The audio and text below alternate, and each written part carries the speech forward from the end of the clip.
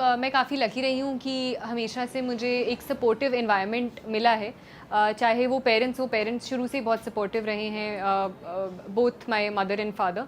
And कभी pressure नहीं था कि ये करना है, वो करना है। Friends again, I have been very lucky, शुरू से ही स्कूल से कॉलेज और अभी जो रिसेंट प्रिपरेशन में भी मिले, they were always a source of emotional support मेरे लिए। तो ये सपोर्ट सिस्टम मेरा हमेशा स्ट्रॉन्ग रहा है, जिस वजह से शायद मैं यहाँ तक पहुँच पाई।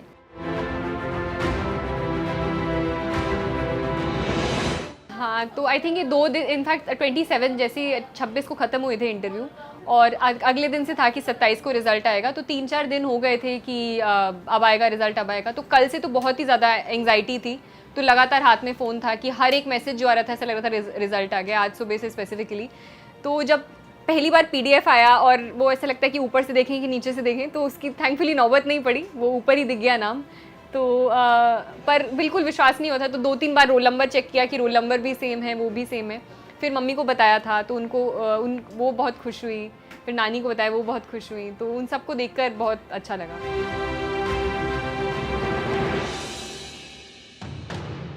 हाँ, मतलब ग्रेड्स मेरे हमेशा अच्छे आते थे, तो ऐसे मतलब पढ़ने में ठीक ही थी मैं शुरू से ही। पढ़ाई मेरी दिल्ली में ही हुई है, तो सरदार पटेल विद्यालय, Cambridge school, new friends colony 5th तक थी मैं। फिर सरदार पटेल विद्यालय में थी 12th तक। तो उसमें अच्छा ही था। ग्रेजुएशन मतलब 11th-12th में मैंने साइंसेज ही ली थी, सोशल साइंसेज, उसी में ज़्यादा इंटरेस्ट था। फिर हिस्ट्री ली थी ग्रेजुएशन में, और यही फिर मैंने ऑप्शनल भी लिया था अपना।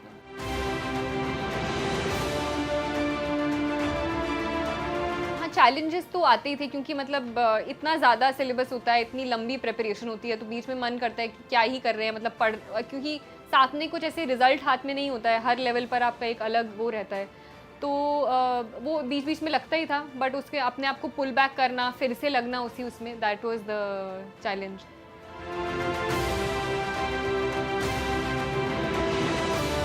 हाँ, तो आई थिंक तीनों, क्योंकि बहुत अलग-अलग स्टेजेस के एग्जामिनेशन होते हैं, तो तीनों में अलग-अलग चीज़ें चाहिए होती हैं। प्रीलिम्स इनफैक्ट इस बार भी मेरा, मैं बहुत ज़्यादा वो नहीं थी, कुछ नहीं थी, मुझे लगता है इस बार नहीं होगा इस बार, क्योंकि बहुत कट ऑफ भी नीचे आ रही थी और टफ भी था, मुझे लगा था पिछली बार से पेपर।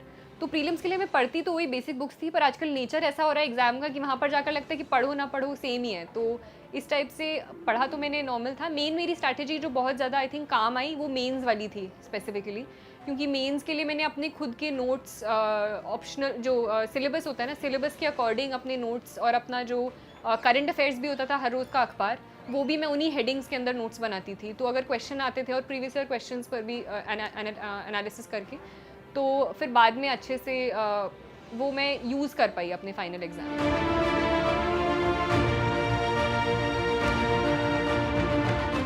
नहीं, मेरा मेरा मन था आर्ट का। पापा चाहते थे कि साइंस ले लूँ, ऑप्शन बड़े रहेंगे, ज़्यादा रहेंगे।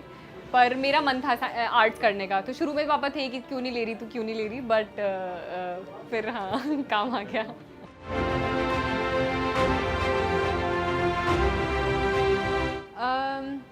I think hours of preparation तो जेन्युइनली मैं बोल रही हूँ, कभी मैंने ऐसे काउंट नहीं किया कि इतने घंटे उतने घंटे।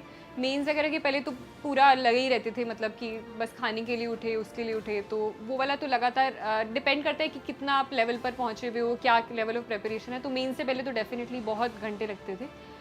घंटे ऐसे कभी काउंट नहीं हुए। मैं कई बार ब्रेक लेती थी, तो कई दिन ब्रेक भी ले लेती थी, पर जब पढ़ती थी तो अच्छे से वो कवर कर पाती थी। और बाकी क्वेश्चन मैं भूल गई।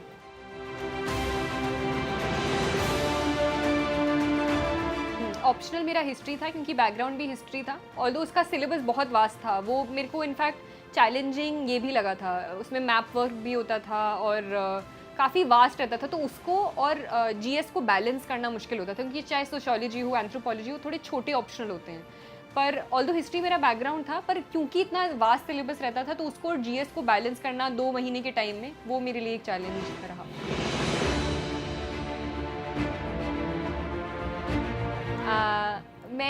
मेरे दूसरा अटैम्प्ट था ये। पहला अटैम्प्ट वो वाला था जब जिसमें मेरा मीडियम थोड़ा चेंज हो गया था। उसमें मैंने गलती से फॉर्म में वो हिंदी या जो कुछ भी टेक्निकल एरर, मुझे अभी तक समझ नहीं आया वो कैसे हुआ था, पर कई बार गए थे यूपीएससी, वो फिर चेंज नहीं होता है, तो वो इशू था जिसकी वजह से मैंने ये दूसरा अटैम्प्ट दिया। इससे पहले मैं ग्रेजुएशन कर रही थी, उसके बाद मैं जेएनयू गई थी अपनी मास्टर्स के लिए भी। तो यही कर रही थी मैं उससे पहले।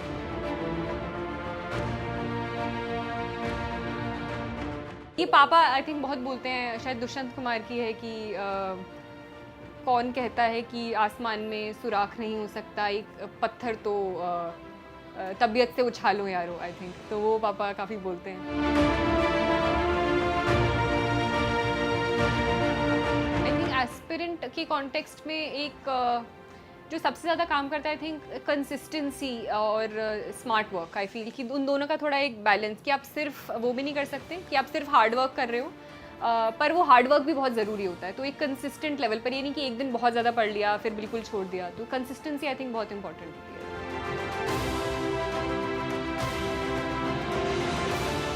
हाँ, तो ये आई थिंक काफ़ी चैलेंजिंग कई बार रहता है, क्योंकि और मटेरियल भी बहुत ज़्यादा अवेलेबल होता है। तो ये आई थिंक मुझे पर्सनली इसी ने हेल्प किया, जो मैं बता रही थी कि स्टैटिक और प्रीलिम, स्टैटिक और करंट को वो करना। ये मैं स्पेसिफिकली मेंस ओरिएंटेशन से मैं बता रही हूँ, क्योंकि हम बेसिक बुक्स तो सब लोग पढ़ते ही हैं, सिलेबस भी पता ही होता है, पर जब अखबार पढ़ते हो तो उसको सिलेबस से लिंक करना, कि वो तो स्टैटिक पोर्शन है, उसके साथ साथ में ये आप एग्जाम्पल लिख सकते हो, ये साथ में चल रहा है तो इसके ऊपर भी शायद क्वेश्चन आ सकता है, तो गूगल सर्च कर लो साथ में, अगर प्रीलिम्स ओरिएंटेशन से कर रहे हो तो, या फिर अदरवाइज। तो वो तो साथ साथ में आई थिंक सिलेबस बहुत सेंट्रल पार्ट होता है, जो कई बार लोग भूल जाते हैं, सिर्फ किताब उठाकर पढ़ रहे होते हैं। तो सिलेबस को साथ में रखकर पढ़ना आई थिंक काफ़ी इंपॉर्टेंट होता है।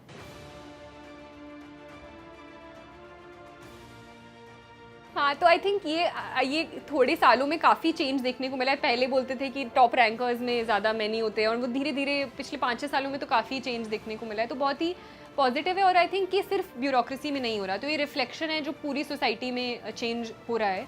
तो मैं बस ये कहना चाहूँगी कि और लोग ऐसे आएँ, और सिर्फ एस्पिरेंट्स ही नहीं, उनके जो सराउंडिंग लोग हैं, पेरेंट्स हैं, वो भी एक एनवायरनमेंट प्रोवाइड कर रहे हैं विमेन एस्पिरेंट्स को आगे आने के लिए। तो आई थिंक वो एक पॉजिटिव स्टेप ही है।